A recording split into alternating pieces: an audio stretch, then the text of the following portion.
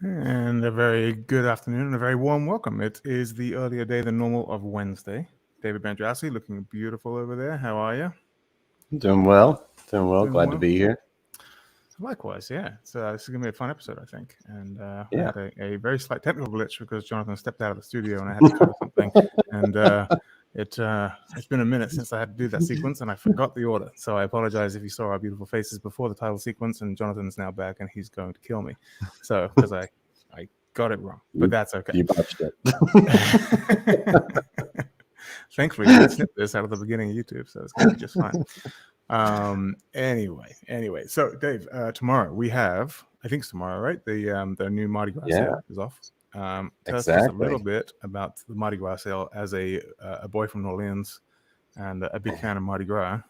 What are we doing? Yeah, it's carnival time, all around the world, and so we're celebrating like during apparel sale. We have a special. I don't know if you've seen it, but we have a special shirt and some phone cases that has a little Deering jazz band that our own Darren from Darren created. He drew this up.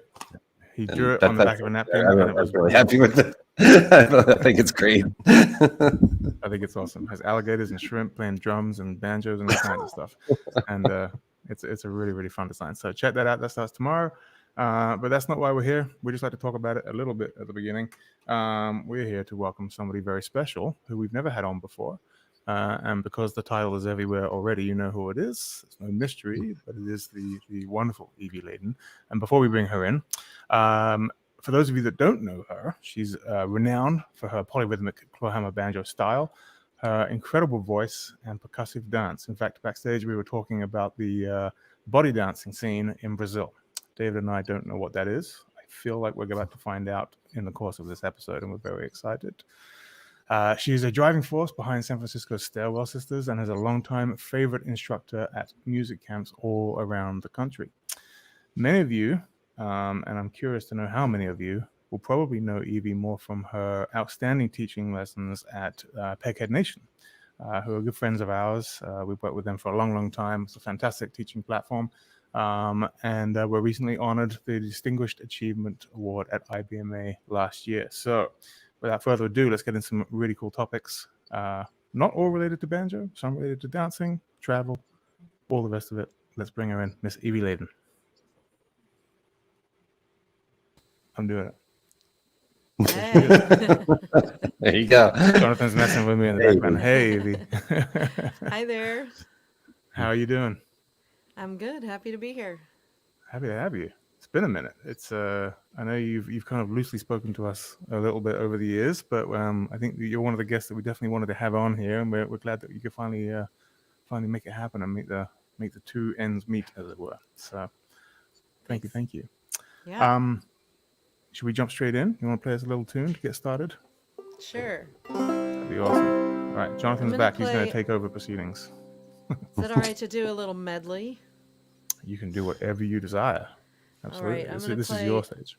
A song that I adapted from the pizzicato fiddle playing of Sanford Kelly off of Field Recorders Collective record, and follow it up with a version of Charleston Number 1. Little trad stuff.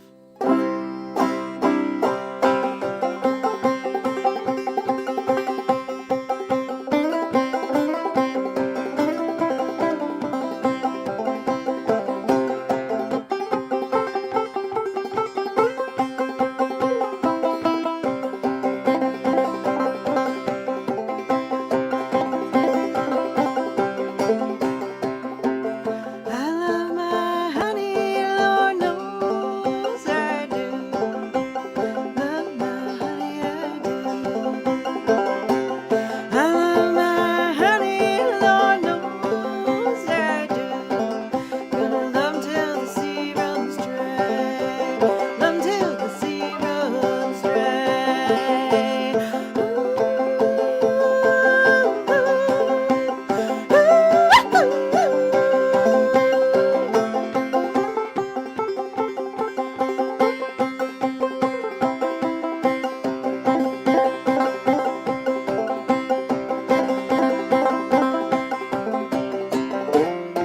up, look down that lonesome road, hang your head and cry.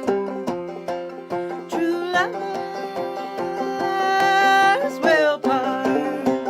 Why not you and I? Why not you and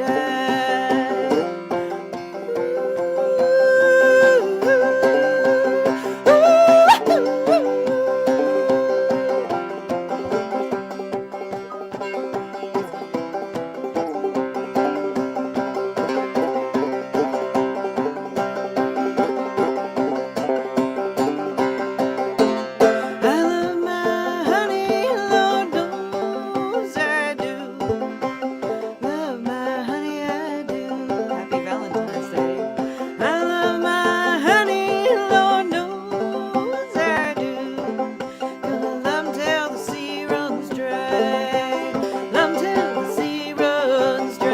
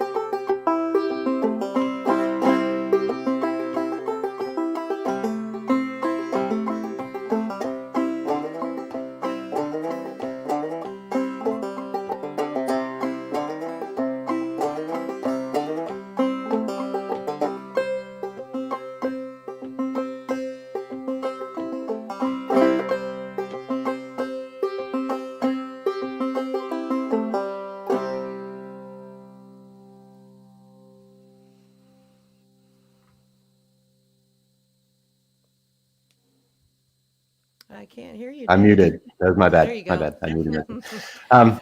That was great. What were those three tunes again? It was two tunes. It was I Love My Honey and Charleston Number One. All right. All right. Well, tell me, how'd you get your start, like getting so into the banjo and folk music, old time folk music? Well, as the story goes, my dad went to a hootenanny at Carnegie Hall in 1958, and went home and threw out all of his original rock and roll records, otherwise known as my inheritance. Just kidding.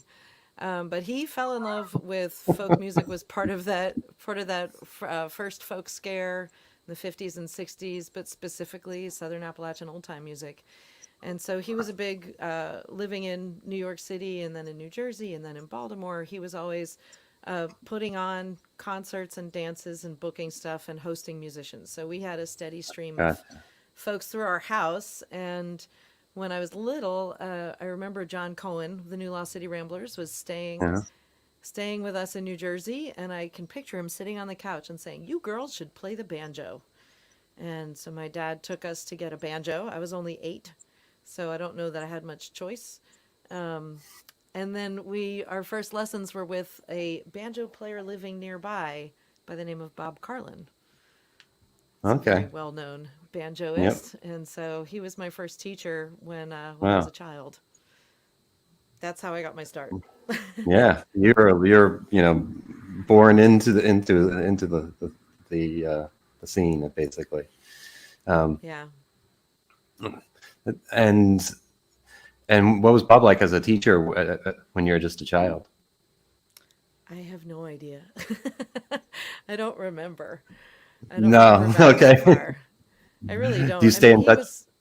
No, I saw him last time I was through his area, so that must have been pre-pandemic. Last time I was not last time I was in North Carolina, but the last time I was specifically, he came out to a show that we did. And I run into him here and there, but I mean, I took lessons with him for a few years when we lived in New Jersey, and then we moved on to Maryland and had different teachers and things like that. But it was Right. always something we did for fun. You know, I didn't really know that I was going to be a professional musician at all. Very much grew When up in did the you start? social scene. About what age were you when you really started getting into it? Really like passion when you kind of felt this was kind of something you might want to, pursue, maybe not professionally, but really pursue deeper. You know. I mean, it was always something that I enjoyed doing, and it was more of a social thing. Yeah. Playing at jam sessions, I think a lot of my style of playing arose from the fact that I mostly played in jam sessions and for dances. And Right. when I was living in Bloomington, Indiana, I was in my first square dance band by the name of Spank. And and then when I came out to California in 2000, and within a couple of months, and it was just like a test run Hmm. to come out and check it out. And within a couple of months, I was teaching clogging down the road, and I was in my first band, the Stairwell Sisters. And I just have to mention, like you said, as a introduced me with the Stairwell Sisters, who broke up 10 years ago. We played together for 13 years, and then I started pursuing a solo career, and solo, of course, being with my own band, Evie Ladin Band, and I toured a lot with that band and with Keith Terry as a duo. So I've been doing that since 2013, when Stairwell Sisters had kind of run their course. Yeah, you're really busy with doing a lot of different things, doing your own band, and then you have you do a lot of teaching, a lot of camps, and then also with your dancing as well. And Mm-hmm. um, kind of how do you stay focused doing these different being really it's impressive. You really work hard. I can tell. Oh, And thanks. how do you Well, stay focused and keep everything you know, each one going strong and not one dropping, kind of fading. making a living as a banjo playing clogger, Yeah. you have to be a little adventurous. And I mean, any freelance musician, and especially these days, will tell you that you're wearing all the hats. You know, you're doing all the stuff, and I'm really well suited somehow to a freelance lifestyle, and have been fortunate to have run into some really good things along the way. But I'm always like keeping the plate spinning. And then the other part of it is I feel like the music and the dancing, the percussive dance, the harmony singing, it's all part of the same thing to me. It's like a full body expression, and cultural arts are like that. Usually, the musicians know how to dance and the dancers know how to sing. And, in traditional cultures, it's really a lot like that. And I like being pretty good at all of those things rather than virtuosic at one thing, I guess. It keeps things interesting. Yeah, I hear you. What would be some advice for a musician or basically any artist that wants to kind of make the jump to be more do their art, full time? Is Do you have working freelance like yourself? Do you have any tips for somebody that's wants to go all the way, but is It's tentative gotten and trickier, it's yeah. gotten trickier because as more people have been encouraged to, as the platforms are more accessible and more people are encouraged or drawn towards, being a touring musician, the Hmm. audience and the finances of it have really declined in a certain way. Right. So, I would definitely, one of the main things is a really strong social network.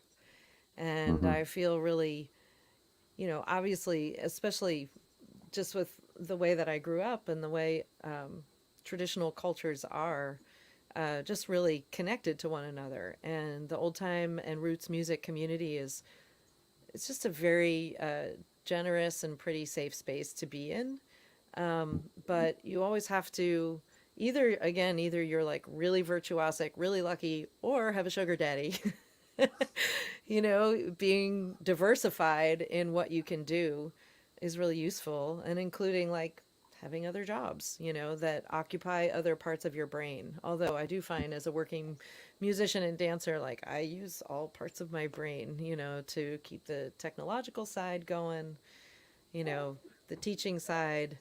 Long time ago, I figured out that if my balance was like a third performance, a third teaching, and a third admin to keep it all running, that balance kind of Hmm. works for me. Performing can always get to be a bigger slice of the pie, but Right. if teaching or admin gets to be a bigger slice, then I get cranky. Yeah, I hear I'm you. not a happy It can camper. easily slip where you find yourself on the computer, during the admin part of it, All the a little too time. much.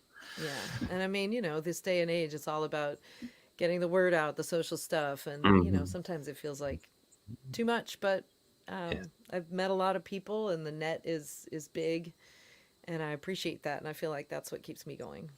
Yeah. Well, you've mentioned how you're a dancer as well. How do you think that being a dancer influences your banjo playing and your music in general? Um, I would say my first love was clogging with percussive dance. Also did a lot of folk dance, square Uh-huh. dance and circle dances and all that. My mom was an international folk dance teacher in New York City, so I learned a lot of odd time signature stuff. Um, and then very early on, I was at Ashokan Fiddle and Dance, and Stefan Senders, who's a great banjo player up in the Ithaca area, he had done ethnomusicological work in Ghana and showed up at Ashokan and taught us some Ghanaian polyrhythms. And this light bulb went off that like it was so connected to the clogging and the banjo playing that I'd been doing. And this is obviously before, I knew that it was actually that was that was the roots of a big part of the roots of all of this music was from Africa, from West Africa. And so when I went to Brown University and I was public school enough to say I'll come to your fancy university if you let me take that African drumming class freshman year. And I made up my own major studying everything about African music and dance, but culture, sociology, political science, all that kind of stuff, Hmm. and did a deep dive there. And part of it, I think, was growing up not in the South, but around a culture of participatory music and dance, and then feeling like that was really separate from how most of my peers lived, and was sort of wanting to understand music and dance as a part of social communication, which of course then I grew up to find is true of all traditional cultures and sort of gets weaned out of quote civilized culture. Then it becomes more specialized. So again, over the years, like I love performing and songwriting and all that kind of stuff, but I feel like really facilitating participation, which is so much of this music and dance tradition, is just a big part of what I want to do, which wasn't really an answer to the rhythm question, but I think I answered it somewhere along the lines in there. Yeah. Well, with the rhythmic thing, I wanted to ask. So, do you play some banjo tunes in odd time signature? Do I that sort of have. thing? Hmm. Okay. I have. Yeah, we were talking with Michael Miles a couple weeks ago, and he was showing us a number of you know different time signature Yeah, I things have he a did. I have a song called Five Below that is goes Okay. between 5 and 6, Uh and huh. then lots of traditional banjo tunes are crooked, Right. Right. which wouldn't be to say that they're in 7, but Right. I have adapted tunes to play them in 7 because it's my partner's favorite time signature. So you gotta go with the flow. Can you back up a little bit about the crooked old time tunes? Can you explain to everybody what that kind of is? Oh, so like a square tune, 32 bar dance tune, uh, 2 A's, 2 B's, everything's like even, 4 measures each, that kind of thing. But in lots of old time tunes, because it's partly, an oral transmission, and also just because melodies do what they do, either it'll have an extra beat, short a beat, an extra part, short a part, 3 parts. So 3 parts is sort of ostensibly crooked, but like, or maybe it's a short B part and a longer C Hmm. part. But like I just taught my class the tune Kentucky Winder, and we listened to several versions that were all crooked in different ways, but Right. in a similar way of dropping a beat before going back into the A part. So the last phrase before you hit another A part is only 3 beats instead of 4. And when you go into the B part, it's 4 beats. So those little things. And I actually once sat down to play a dance with a friend who is a fiddle player, and he said, "Here's my list of square tunes," which we needed for the contra dance. And we started warming up, and I was like, "Well, that's not square." And he goes, "It isn't?" We went on to the next one. I was like, "That's not square." And finally I said, "Are there any actual square tunes on your square tunes list?" Because sometimes you don't, it's just how the tune sounds. You don't realize Right. that it actually is missing or adding beats. That's in a lot of pop tunes, like a lot of Beatles tunes have this too, where you just know the song so well. And then if you actually try to play it and you're counting up, 4 beats to measure, you're like, this doesn't, something's not lining up eventually. I was just listening to a Fresh Air on Burt Bacharach. He just passed away. Yeah. And one of his famous tunes changes time signatures like every measure. And I was like, well, that's that's just ridiculous. When people sing it, they just learn like the whole melodic structure. Like I wouldn't have even thought of it that way. So that's good. That kind of goes into the next question of how, some people really get thrown by crooked tunes, but how do you explain to students, how do you to kind of learn a crooked tune, and are you have them count it out, or do you may really focus on the melody and just hear that melody? Kind of both, like if I'm learning a tune on the fly, which I love to do, like really fast, just picking up a tune, you just are listening for the melodic structure and the phrasing, and you just kind of go with what you hear. And I wrestle with counting it out because sometimes, I don't know, that inhibits like a more natural way of learning, I guess. Yeah. But because I'm teaching, I want to expose that, for everyone has their own learning style. And so to think about the different ways of learning the tune. And some people will need to know, oh, that's 3 beats. And it's funny because that tune that I just taught, I had one student who said, okay, it's definitely crooked. One part is longer. And it turns out it was actually shorter. But Right. it's just funny how your brain processes these things. Definitely.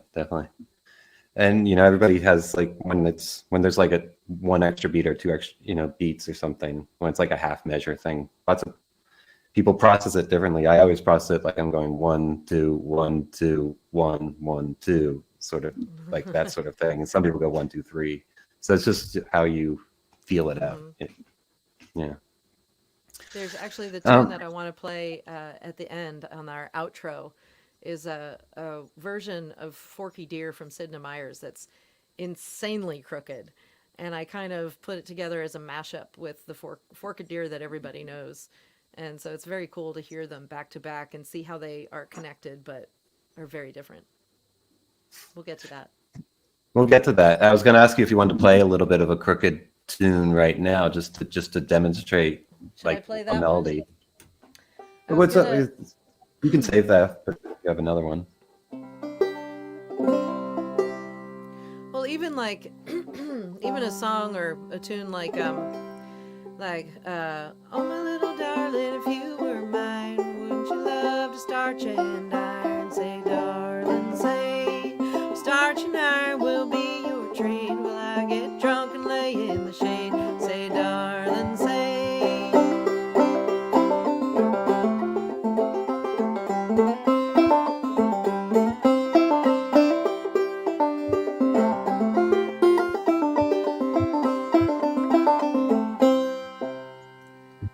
And that whole tune is 6 measures.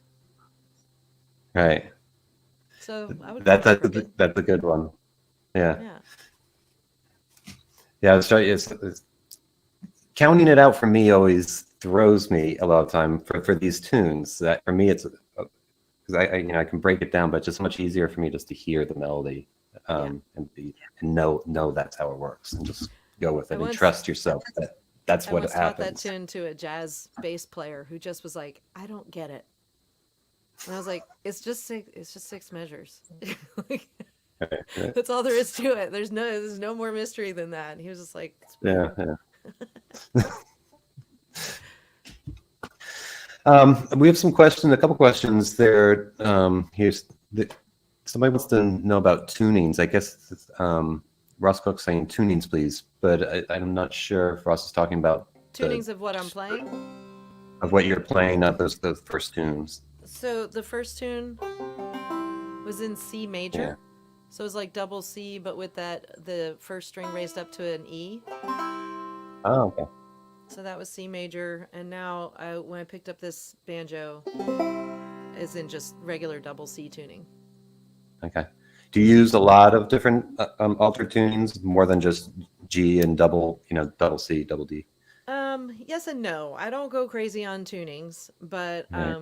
I use my capo a lot. So I do play some tunes in, B flat or E flat or E, but that's just using the capo to go up and down. And then I Right. will change the tuning of my fifth string. I don't always have it relational. Sometimes it'll be the flat seven, Mm-hmm. or the third, instead of the one or the five.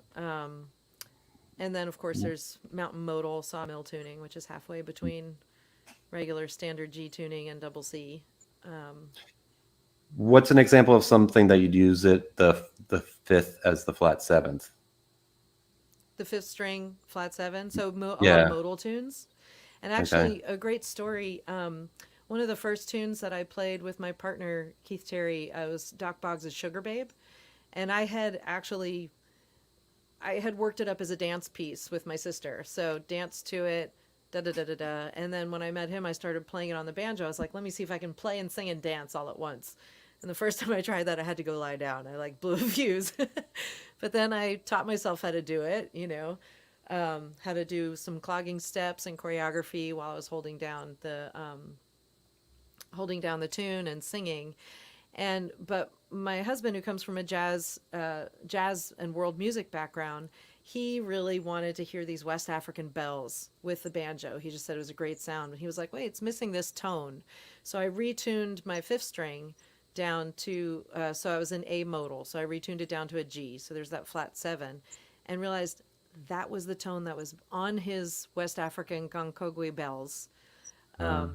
And realized, I went back and listened to Doc Boggs and was like, oh, that's actually the tuning he was using. And so that direct lineage from West Africa into the banjo, tuning wise, Right. tonal systems, all that, it was like ding, ding, ding, ding, ding. Right. So Right. I love, Making these coming through it connections. the other way. Yeah, Yeah. absolutely. And jumping forward from tunings, we have another question here. Sam Rogers is talking about setup. How tall is that bridge? No scoop, and she's playing up Oh, this, up on yeah. up on the neck. This is my workhorse banjo. This is a mutt that I bought off my brother-in-law for $150 like 30 years ago. And so it's just a 3/4 inch moon bridge, just 3/4 inches tall, but it does have pretty high action. And I've never wanted to change it because I love the sound of this instrument. And so I didn't want to scoop it. But I started actually through the pandemic playing more chords up the neck before the pandemic, but then I really got into it.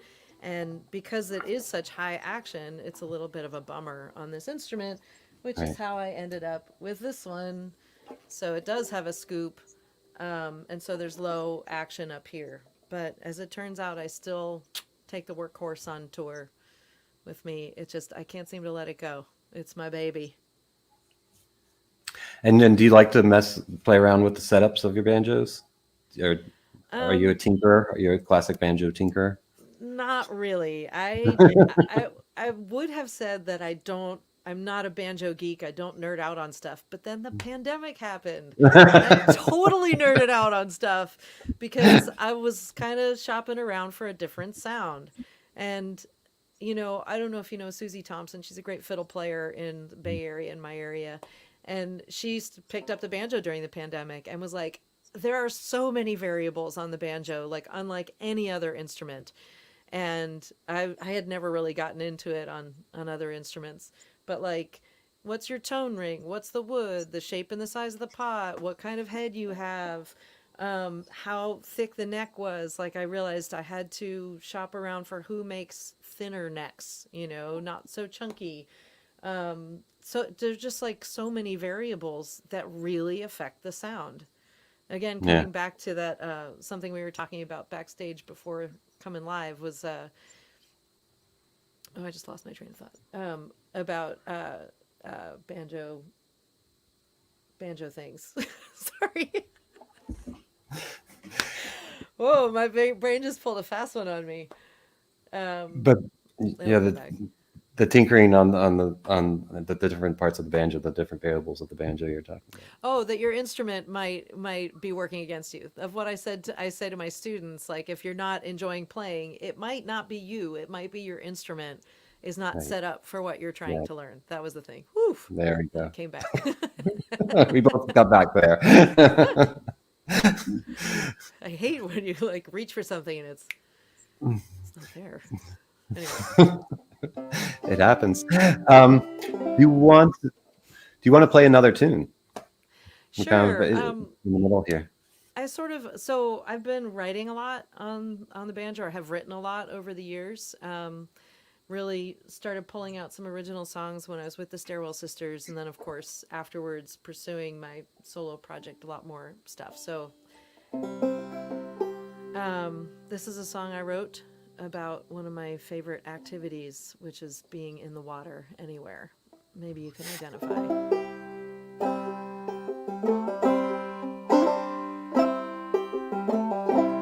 Under the waterline, gravity ends. My body is no thing.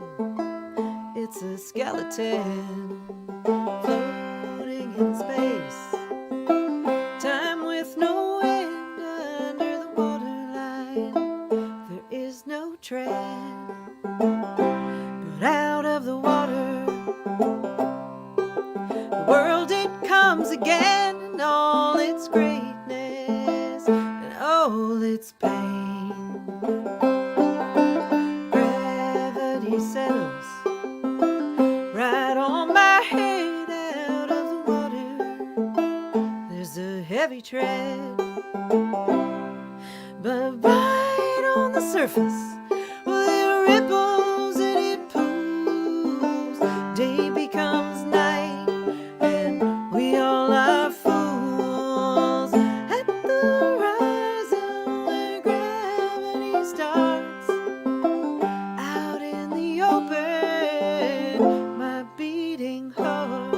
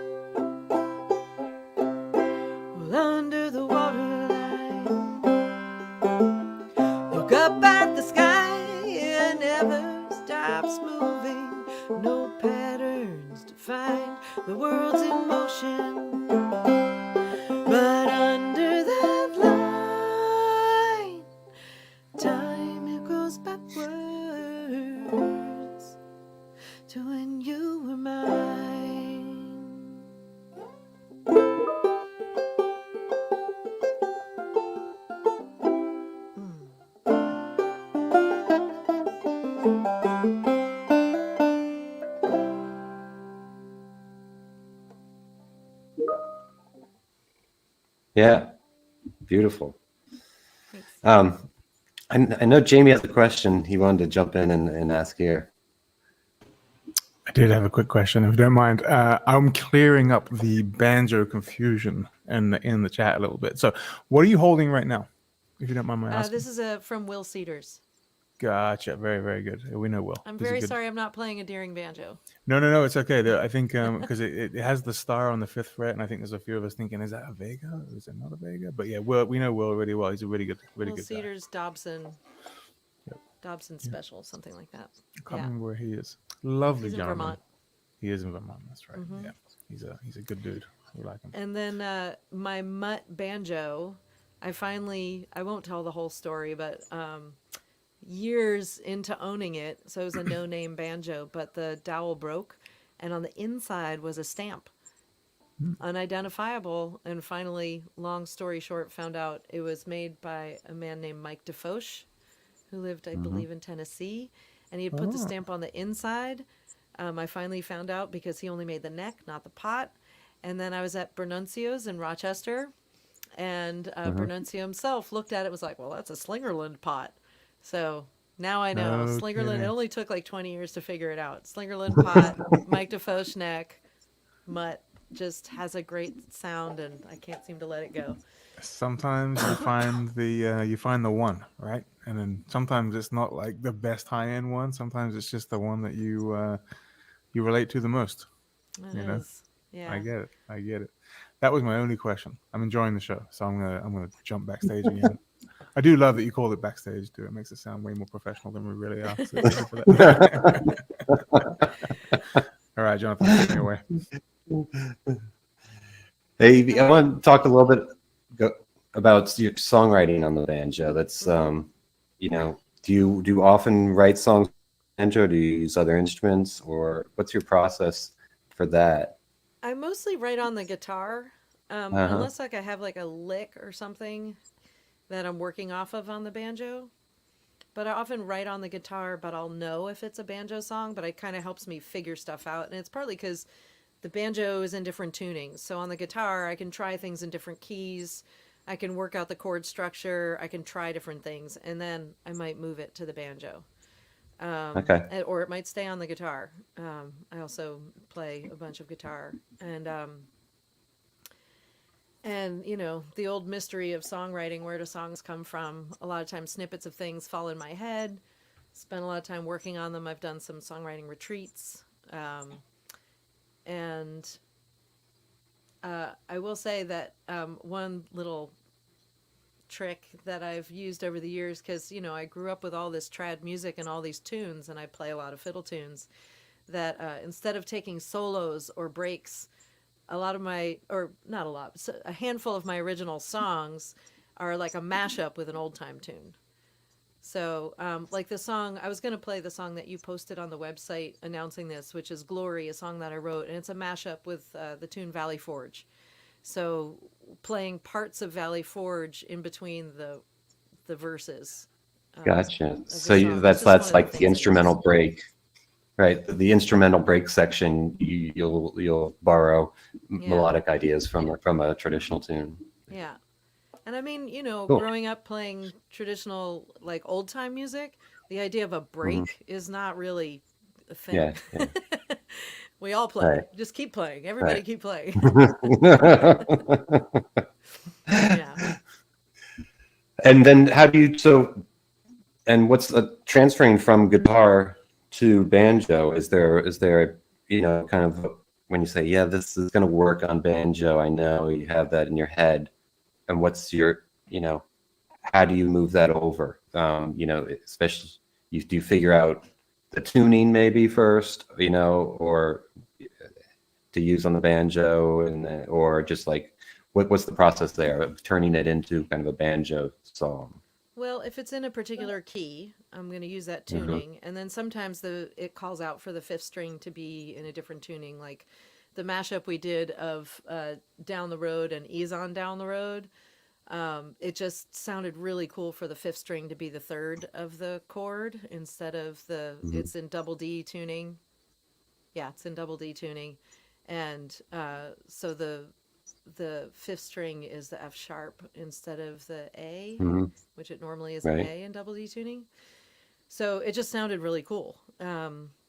So I just kind of mess around with it. And then also, where on the instrument I want to play it. Like, like in that last song, sometimes I was playing down here and playing the minor chord up here, down here, and sometimes I was playing it up here. And just finding, and I'm playing more places on the banjo, using more chordal stuff than I used to. That was, again, a pandemic project of just, experimenting more with different things. And Right. then also just like trying to find different rhythmic ideas. I can fall into very similar patterns, with how Yeah. I Yeah. how I back things up. And I work a lot with my bandmates, Keith Terry and Eric Pearson. They both have a lot of cool either arrangement ideas or rhythm ideas. Eric's really great with chords. Try this chord, try that chord, just to try something different. Like, there we had like the two minor, which it's worked. I don't ever play that in tunes, but it's worked its way into some songs. Right. Right. Eric's a banjo player as well, right? He's a Yeah, multi-instrumentalist. he is a multi-instrumentalist. Yeah. Right. So that must help, in arranging, having somebody that understands your instrument as well. So yes. Yeah, I mean, Eric Pearson is that beautiful combination of really understanding what old time music is about, but also being a composer and being really Uh-huh. experienced in a lot of different kinds of music. And that's true of both of my bandmates, which is, I feel like that's hard to find because a lot of people dabble in old time music but aren't really grounded in Hmm. it and like use it, but it has a depth and a richness all its own, Hmm. that I want to be honest about, even as I use it for other purposes. But when I'm playing the old time music, like I'm really connected to it. And I know that you're very connected to old time music, and you grew up with it too. But how have you been able to not to break out from just being an old time banjo player and break out and become Evie Ladin, the musician, and not, you know what I mean? Yeah. Because a lot of people that play traditional music can get, dive into it, but can really get stuck just in a certain thing and not allow themselves to come out a little bit.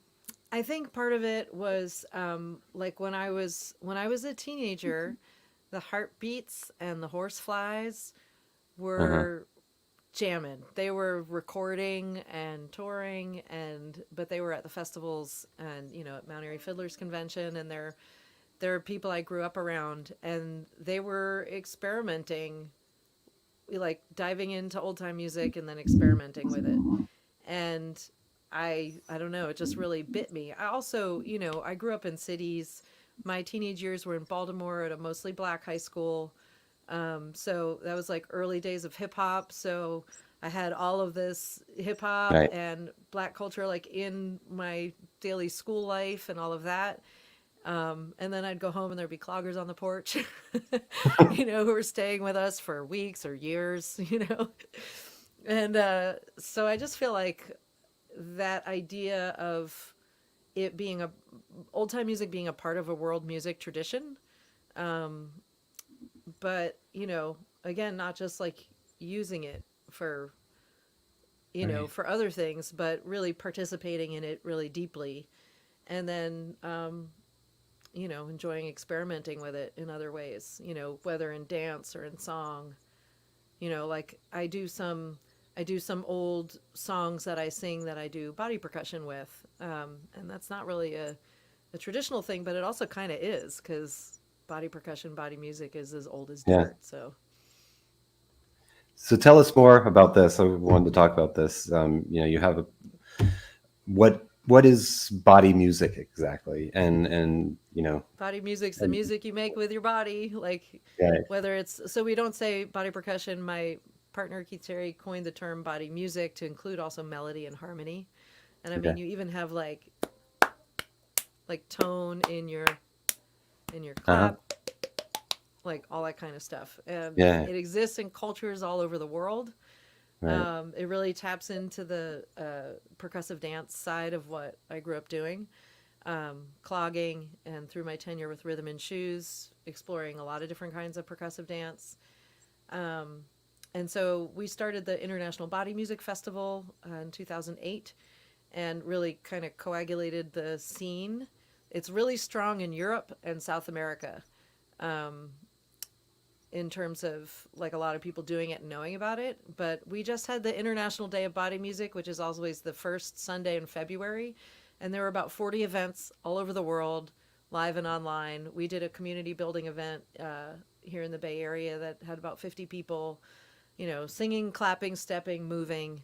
And I just actually did, very proud of it, a full evening dance piece, an art piece, called Water in the Kettle. And it was all body music, percussive dance, choreography, group singing, and then also had Lisa Berman, my former Stairwell sister, playing banjo and dobro as a part of it. And it was using my foundation in this Appalachian music, which is a mix of black, brown, and white, and looking at the ideas of freedom and equality. And for example, songs like, what you gonna do with the baby, oh, you tell me, 'cause I don't know, is kind of talking about women's equality. What you gonna do with the baby?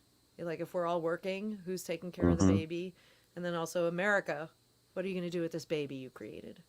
So a little hard to explain, but I had just a sold out run and some really great reviews, and it was really heartening because I felt like a lot of people who don't have the context of Southern Appalachian music or of these traditions were introduced to it in a new way, in a different kind Right. of expository way that was very vibey and interesting. It was a little more intellectual than my normal music shows. Cool. Where would people find more information on this, or is there things they can see online with this to understand it more? That particular thing, not yet, but Okay. my website, evieladin.com, on the projects page is the links to all the things I do, calling square dances and teaching workshops and teaching banjo classes. And then Motor Dance is that group. And there are actually several films that have been featured in film festivals, like I took the song "Ain't No Grave," "Gonna Hold My Body Down," real popular Uh-huh. in old time and bluegrass circles, and put an Afro-Cuban sewn rhythm underneath it that we were playing on our bodies, and we danced it, and sort of overtly, not sort of, but overtly reconnecting African diaspora polyrhythms with Appalachian music and dance traditions. So I sort of am Wow. really, my artistic spidey sense is like wide. My web is really Right. wide in terms of how I think of all this. And I'm just really grateful. You asked something about it, but I feel like a lot of bluegrass festivals think of me as being too old time. The old time festivals think that I'm too singer songwriter or contemporary, and the songwriter festivals think I'm too bluegrass. So I Mm-hmm. don't fit neatly into a niche, and yet, thankfully, 30 years into a career, it's still staying interesting, and I'm finding my way through it. Um, let's see. We have a question from Kirk Norman asking, "Do you bring any hip hop influences into your old time music?" I feel like the rhythms are there, Uh-huh. those hip hop rhythms are in there, and actually like something like I taught some high schoolers ham bone rhythms, and then said, all right, what's a song and they pulled out a hip hop song they knew all the words to, and we put those ham bone rhythms underneath it, and they were like, that's so cool. So it's both bringing old stuff forward and bringing new stuff back. Mm-hmm. My son is actually a hip hop R&B producer who won't collaborate with me yet. We'll see. He might come around one of these days, but he's like, no banjo in hip No hop R&B, mom and no please. banjo. Yeah. So I respect that. Do your own thing. But he might be one of the few hip hop producers who knows all about the banjo and old time music. because his friends are cooking up upstairs, and they're like, "Oh, that's so cute. Your parents are playing folk music downstairs." We're adorable. Don't stop. Never Adorable. stop. We have a couple of other questions going backwards a little bit on what we've talked about. Talking about some of the setup. Julie Colton's asking, are the strings on your banjos metal, nylon, or gut? Steel strings. Yeah, metal strings. I just Okay. need that the pokiness of it. Okay. Do you ever play a nylon string banjos at all? I It's not for don't. you? I strung a fretless up with nylon once a while ago, and I never played it. And I think I'm very simple in my gear needs. Yeah. You know, I don't have tons of banjos. I just tend to, I mean, you see, like in my career, I do a lot of different things. And in my banjo playing, I kind of stick with Old Faithful Got it. and all of that. And I love the sounds of those other things. But I think because also when I'm touring, I need to take a banjo and a guitar. So I don't work those things into my show because I can't travel with all of that stuff. Also, living on the West Coast, most of the time I'm flying. So, yeah. Do you travel? Do you travel all over this? You know, all over the states, all over the world. Not most of your gigs aren't on the West Coast. It varies. Lots out here, but you know, one of the things I liked moving out here was that the Bay Area, this area is huge, and so you can go 45 minutes and have a whole new audience. You can go to the other side of the hill and have a whole new audience. But if you want to go anywhere else, it's far. It's far. But I've taken that banjo all over the world. We've been in Kazakhstan and Indonesia and Ghana, South America, been all over the place. Yeah. Do you travel with a hard shell case or a gig bag I very often when you're flying?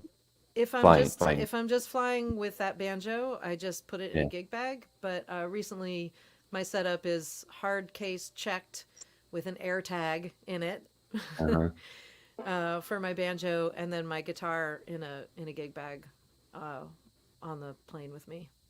Just because I have a hard case for my banjo, and I don't have a hard case for a flight case for my guitar. Gotcha. Is it a flight case or just a regular hard shell case? Is it like it's a flight case? Yeah, it's a Calton flight case. Yeah. Yeah. It's we have a question. Banged up too. Lost some latches and things like that, but I'm telling you, But it's protected. Put an It's air done the tag job. in your instruments. It's really nice when I could show them. Look, my banjo's over there. Bring it over that's here. good advice. That happened. That's good advice. It's worth it. Yeah, it's worth it. Alan Jones is asking, does Evie play fiddle tunes like Soldier's Joy, Turkey in the Straw, Waiting for the Federals, etc.? Oh yeah, all the fiddle tunes. All the classics. In my classes, I teach group lessons online through the Freight and Salvage here in Berkeley on Tuesday nights in 6-week sessions. And then I have a pretty popular course on Peghead Nation. And it's all tunes. Well, I do some songs, like trad songs, but otherwise it's all fiddle tunes, helping people learn by ear, how to pick up tunes, techniques for learning, and all of that. And in fact, I have an online workshop coming up with Peghead Nation. I do them about twice a year, a live workshop on Saturday, March 11th at 10 in the morning Pacific, so that it's accessible across the pond and other time zones. I think I said we're going to play in double D tuning and techniques and ideas for, again, I really like to, I noticed over the years of teaching, and also why there aren't lots of videos of me sitting in the cab of my truck playing the banjo like so many people have. It's because I respond to the fiddle. I grew up responding to the fiddle. And every fiddle player plays a tune slightly differently. Every banjo player plays a tune slightly differently. And like I said, I grew up playing in jam sessions. And so I feel like the fiddle tunes, I don't think there's a way to play them. There's lots of ways to play them. And that the skills you need for joining a jam session, which is what most people want to do to play with other people, is to be able to pick up a tune on the fly. And so I teach a lot of those kinds of skills of here's your entry point and also a more traditional way of learning, which is more circular than linear. Like in traditional cultures, you're around it and you listen to it over and over again, and then you get part of it and you participate. You can play in time and start adding in details and things like that. So I do teach specifics, but like I don't have like a way that that I think anybody needs to play the tune. Long answer to like, yes, I play a ton of fiddle tunes. I was listening to a lot today to the album "Riding the Rooster" Uh-huh. of Speaking yours, of fiddle and it's tunes. great. It's everybody's. It's a banjo fiddle duet on each track, right? Yeah, and I'm two And thirds of the way through the second version. okay, Nice. it's it's fantastic. I was curious about the recording process on this because a lot of the fiddle players aren't all in the Bay Area, are they? Mm-mm. No, they're all No, over. yeah, I took advantage of while I was traveling, while I was on tour, and I would visit Uh-huh, because a previous answer to an answer to a previous question is I've never had my fiddle player that uh-huh. is someone that is just my person that I play with all the time. And because I hadn't recorded a lot of trad music outside of with the Stairwell sisters, I was like, all right, well, let me tap into the community again, to all these people I love to play with. And in a lot of cases, a visit, you have a meal, and you sit down, you play some tunes, and you're like, oh, this is a good one. And then, as I like to say, it's what I imagine Riding the Rooster to feel like. It's just sitting down with someone, busting out a tune super fast, recording it. I might have done things differently if I'd stopped to figure it out or take my time and da da da, but I wanted to have that energy, that real live energy. Uh-huh. So it's also been just like a great opportunity to sit down with a ton of different fiddle players, and Right. this next one, yes, I hope to wrap it up this year because I'm going to be touring quite a bit this year. So would you Sounds cool. choose like a tune beforehand and just go record like one tune with somebody, or like spend the day at the studio and record a bunch of tunes and then just choose one out of that session with that Haha, person? studio. I take this mic and another mic and my interface and garage band Right. and wherever we were at, sometimes involving Perfect. a lot of duct tape Yeah. to set it up and just really do it on the fly. You can really do that, especially fiddle and banjo. It's really straightforward. I sent Yeah. all the Yeah. tracks to Joe Bass. He made them all sound, comparable out in Right. Floyd, Virginia. And yeah. Awesome. That's cool. I like it. I had a quick question, if you don't mind jumping in, Dave, real fast. Yeah. Go On ahead. the you mentioned that you had spent a lot of time taking that banjo around the world to different places. We've had a number of guests on the show, Dan Walsh, I can think of, and Ben from the Henhouse Prowlers, both of which have spent a lot of time in different countries and different cultures, particularly musical cultures. Hmm. Um, do you have a favorite among those places that you went to that kind of you related to from a banjo playing perspective that kind of just jived with how you approach the instrument, or were they all just kind of a unique experience in and of themselves? Boy, I know, sorry. definitely they're all unique experiences, but like some highlights are like Yeah. we were in Kazakhstan Mm. and we were invited to a music school, and it's that thing where we weren't just like absorbing their culture. We weren't just Americans taking culture, but we were offering something. Mm. And there was much more of an exchange. And they play. Oh my God, they play these horsehair fiddles, horsehide fiddles Hmm. made of wood, and they have these two chambers. It was fascinating, and it was very fiddle tuney. And so the cool thing about the banjo is that I can retune to whatever I hear. I've collaborated with a kora player and other West African players that I just bing bang bang bang bang tune to what I hear, find my scale, or find my groove in that, in wherever they are, and just start playing together. And it's amazing to be able to do that. And I feel like the banjo really lends itself to that because of the fact that we're so used to retuning to be in different Right. in different Hmm. places on it. Yeah, I think that's what Especially, Dan said as yeah. well. Similar thing. Yeah, Yeah, yeah. collaborating is super fun. And then also, I'm glad that this is much more common knowledge now, but I've been talking about as you heard, like being an African instrument and having these African diaspora influences, since I was a teenager, and really educating people to that. And more people now know that that's true. So just keeping it connected to its history.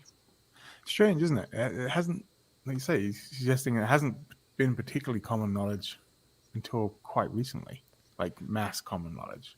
Yep. I remember when I first came to the States, I think Baylor had just put out "Throw Down Your Heart," that documentary when he went to Africa, and that seemed to be a big turning point at the time.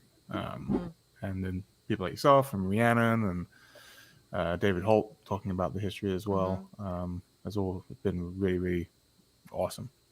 Don Flemons is another one. I think part of that is the stereotypes around Southern culture, period. Its history being complicated, but also just Southern culture has a lot of negative stereotypes.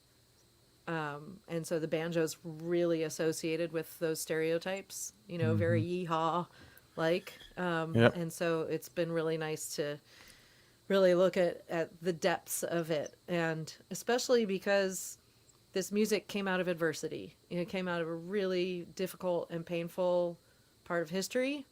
And of course, what comes out is this incredible artistic output, creative output, because that's how people survive. Pressure creates diamonds, right? Right. As they say. Yeah. Absolutely.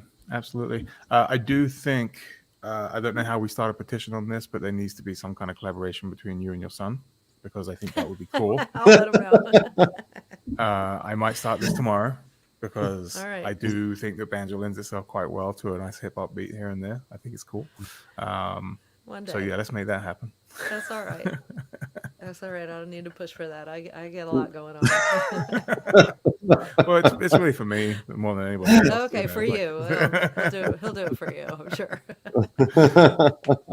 That's great. That's great. I'm just checking for more questions, make sure we've got everybody. I know the Victor was asking, I think you kind of answered it. He said, do you think that YouTube will make banjo videos easily more appreciated? And I think he's referring to more banjo videos with helping the audience appreciate the songs more. So I think he's referring to like more old time songs, and more of, again, that kind of culture and that more traditional element to it. And I mean, by maybe yes and no, because I also feel like the way the algorithm works, people who are really good at all the social stuff, that their videos get more traction. And so when you look up something you're looking for, you might not find like the real stuff. You might not find the deep stuff. You just find the people who are good at the algorithm or whatever it is. Sure. So on one hand, there's a lot that's available. On the other hand, there's a lot that's available, and not all of it is good. And I get so many students who are like, so I've worked with YouTube videos for a while, and now I feel like I need a person. So that's nice to know that occasionally a person is still needed. Right. Yeah. They can just ask Chat GPT, really how to play the banjo these days. Yeah, absolutely. Yeah, what is that? I'm not even sure what that is. Yeah. And There I was get a lot of... Oh, go ahead. Good. Oh, No, I I was just just get gonna a say, lot there's of a lot of people who people. really want to learn to play with other people. They're like, okay, I've learned some stuff. How do I break through to playing with people? And even other like really skilled musicians who are drawn to it because people play because they want to be playing. It's not all geared towards performance. It's not geared towards a certain level of skill. It's geared towards doing. And I feel like that it keeps people connected. It makes you feel good. All of those things that are missing in modern society. 100%. There's a number of people who take lessons with you online, and a couple of them in the chat talking about how, I think one in particular lives kind of near you in the Bay Area and wants to do the one-to-one where possible, if that's even an opportunity. But he ideally one day like just wants to get off that screen, it seems like, and get in front of a human, right, and interact. And it's, like you said, before we started, I think Zoom has been a godsend in many ways for the last few years, but at the same time, I think it emphasizes how much we need that one-to-one interaction wherever possible. So, Yeah. So hopefully next time we'll do this in person.